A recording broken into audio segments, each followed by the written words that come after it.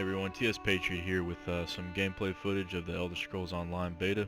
Got my hands on it Friday, as many of you might have. For those that don't know, just kind of take a peek at it.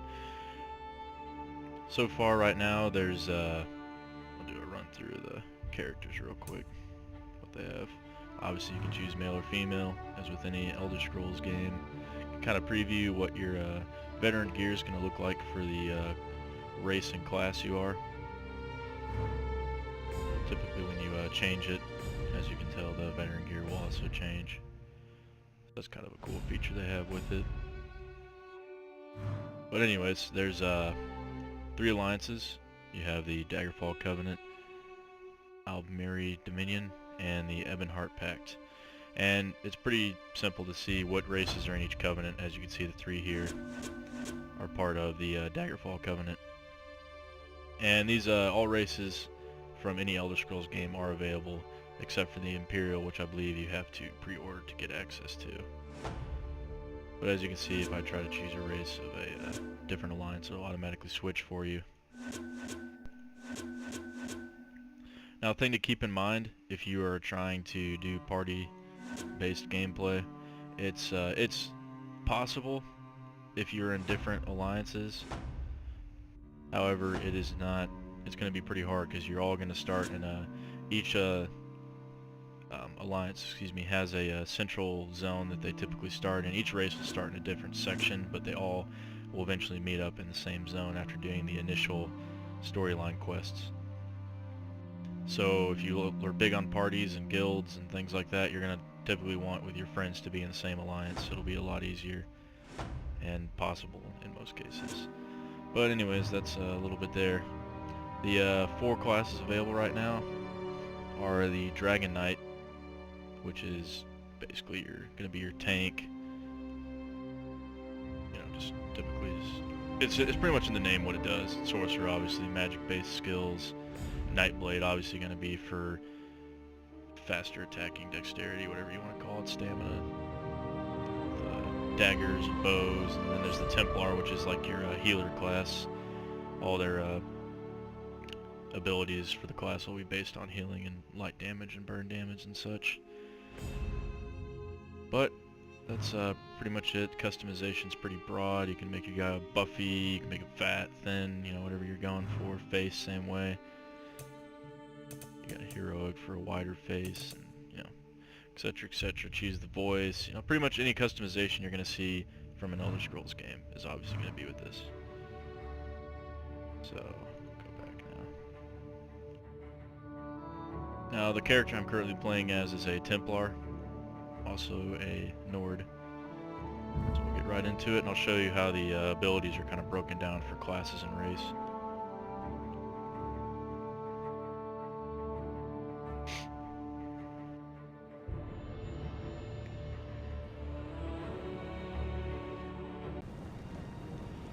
So here I am currently in Stone Falls, which is just an island close to Ebonheart. Ebonheart is to the central link zone, typically for everyone, or just this island in general. But as you can see, we're located on, this is the pretty much the entirety of the map. There might be more to come later with that, but typically, this is where the, what's it called, the Ebonheart Pact will start at. I know the other class I chose is Alliance, and I started over here.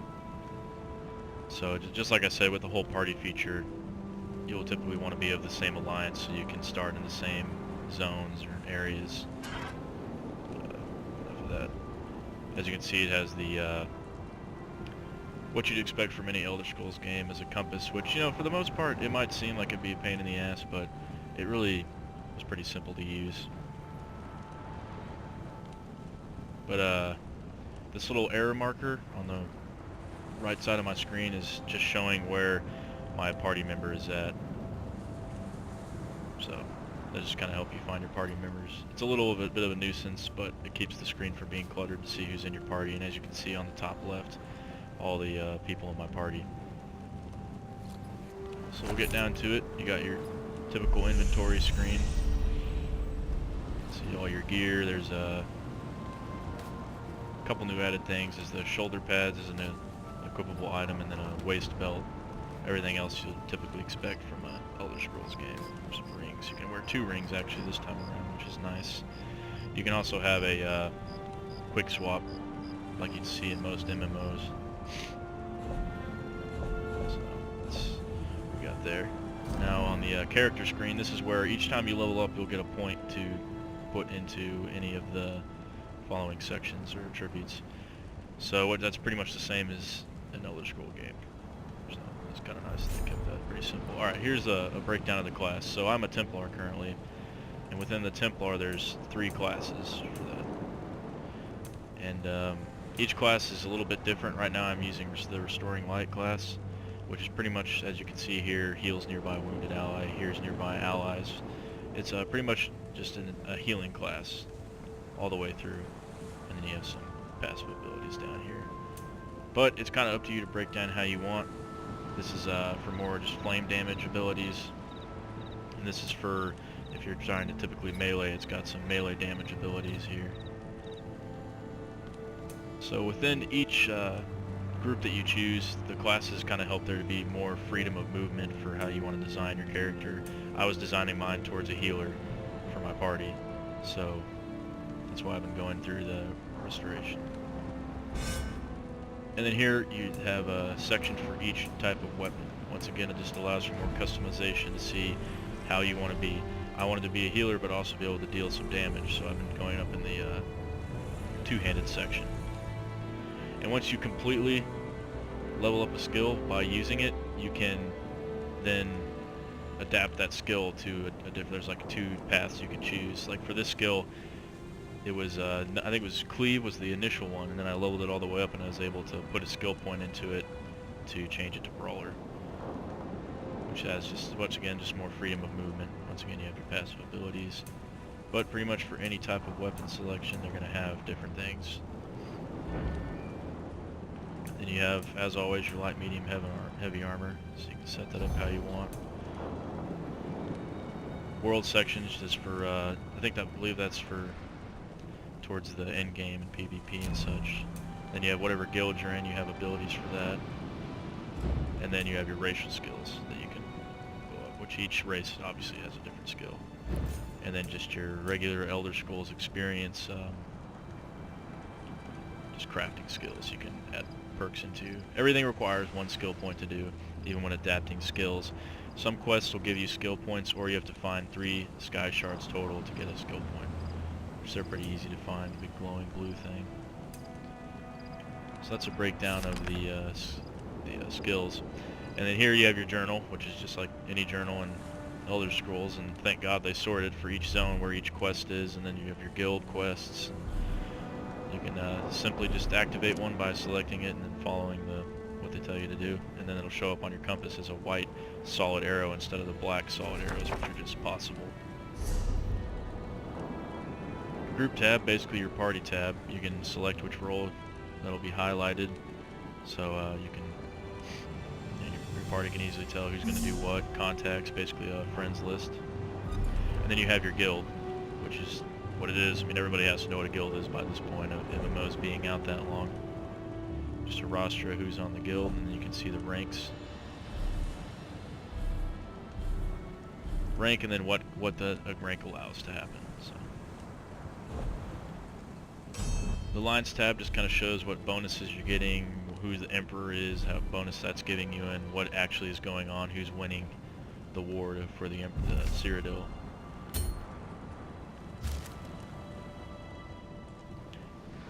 I haven't seen these yet. But, yeah, there you go. You can send items in your messages to each other, so that's kind of nifty to help out a lower level player like my friend was doing, because he's been playing. He got the beta before I did. Help tab, basic controls, notifications, all that good stuff. So pretty much anything you expect from an MMO, but with the Elder Scrolls kind of feel to it thrown in there. And the crafting is pretty simple to follow. I've been doing smithing lately, and just have to find iron ore and all that good stuff. Just everything pretty much the same as any Elder Scrolls game is going to be like.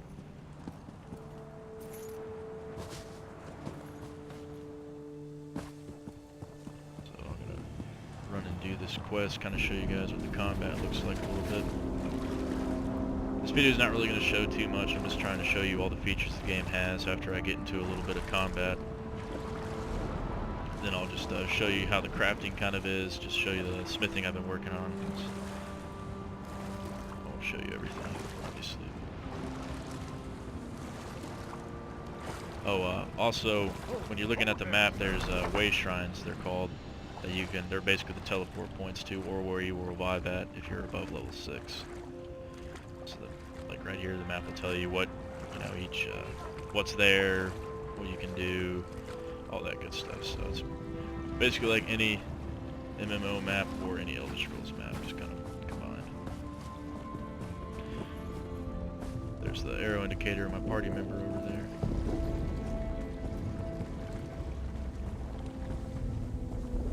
I know lately there have been reports of some issues where a party member just won't, he'll be invisible. You'll see the arrow and he could be right next to you, but he won't show up. And a couple ways I've fixed that is I've either noticed that I've been in a quest scenario that he doesn't have activated, so he's kind of in a different zone per se, or also just logging out and re-logging back in, you can sometimes see each other again. I haven't run into that glitch, I don't know if it's even a glitch, that issue a lot, usually just when I'm doing a main storyline quest where a certain like scenario is activated, like this whole town I was in right here was on fire and I was doing a quest. He was invisible because he wasn't in that quest or he had already beaten it. So.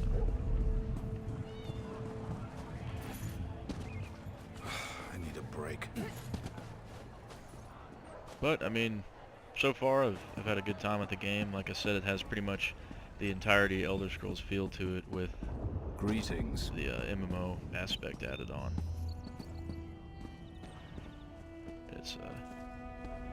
It's pretty easy to follow. Actually, I might show you this right here.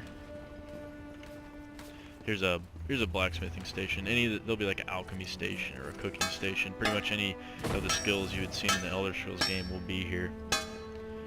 And it's pretty simple to follow. You can see what kind of item you're trying to make for what level you are. Say I wanted to make a greatsword.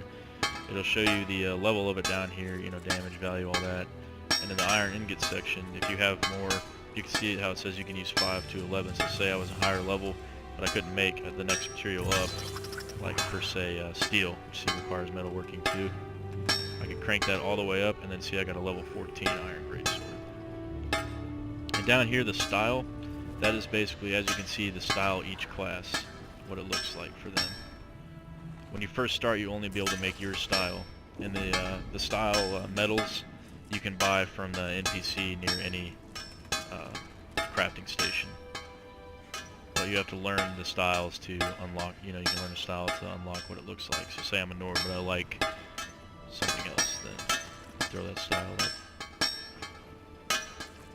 And then down here you have your traits, which is basically just adding in, like you can see, a certain enchantment to the weapon. So that's pretty much it. You can improve your weapons, obviously. There's the different rarities. Like you'll find weapons of different rarities, or you can make your own weapon tempered to that rarity. And extraction, you can take any weapon or armor you have and try to get ingots out of it, or gems that it has because it was enchanted. Or as you can see right here, if you have 10 iron ore, 10 of any ore, it'll make 8 ingots. Then there's just research for unlocking the enchantments and traits and such. So that's pretty much it to it. Alright. So now let's go find some combat. Just gonna show you what that looks like. This world is huge. It is absolutely huge. It takes forever to get across. Hold there, Sarah. So it'll be nice to get a steed. Once you get it, it'll be very beneficial, but at the same time they cost a ridiculous amount, so we'll see how that goes. Not feeling like wasting my money on a fucking horse. It costs that much. Iron ore and ores in general, you'll just find like random looking ore rocks just around the map. Alright, here we go. As you can see, you got the quick skill bar down like with many MMOs. Luckily, it's not really crowded.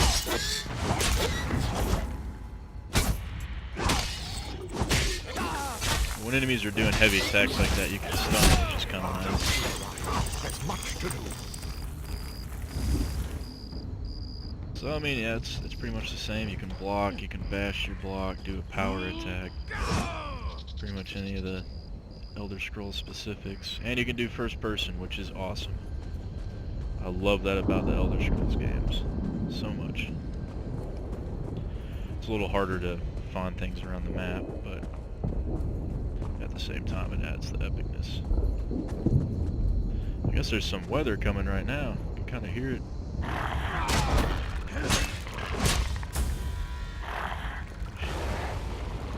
And luckily it lets you know when the power attack's about to happen. It's kind of nifty.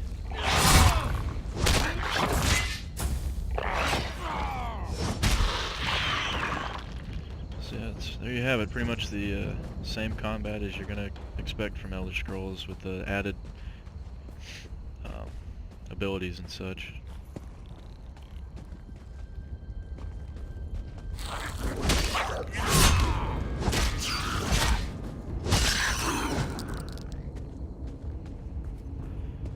But as you can see with the Templar class, I have my healing abilities,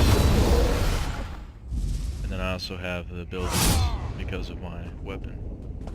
So you pretty much just up to you how you want to customize it based on your race and how you like to play. You could be a healer that shoots a bow, you could be a healer that uses a staff, you could be a dragon knight or a warrior that uses a staff. I mean, it's really up to you just how you like to play, so that's very nice. As you can see, other players in the world show their level and their name.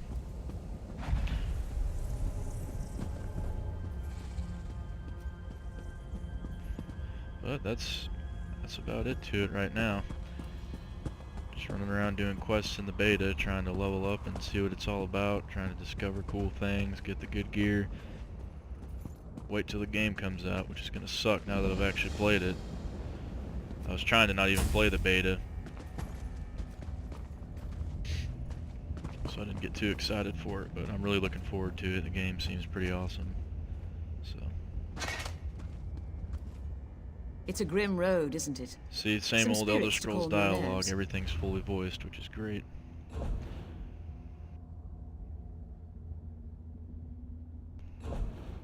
And you just have traveling merchants, merchants in towns, weapons sellers, crafting sellers, just all the typical things.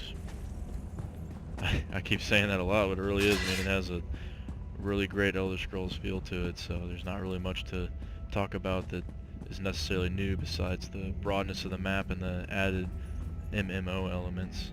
So I'll make a video later of some PvP in the end game once I get, I believe you have to be level 10 to start doing PvP right now. And to do the end game event, you have to also be level 10 to get into Cyrodiil. So that's about it to it. Thanks for watching. I hope this kind of helped you see what the game's about. If you didn't get into the beta for some reason, or you're skeptical about it, it's pretty much any Elder Scrolls game you're going to come across with the great story to it and fully voiced characters and all the elements besides that, with the added ability to play with friends, which is one of the big hypes I've always had about it. So like, subscribe, share, comment, do whatever you want to do, and I'll post up a couple more videos, like I said, of the PvP and the end game whenever they have that event happen or some other cool events. But thanks for watching, guys.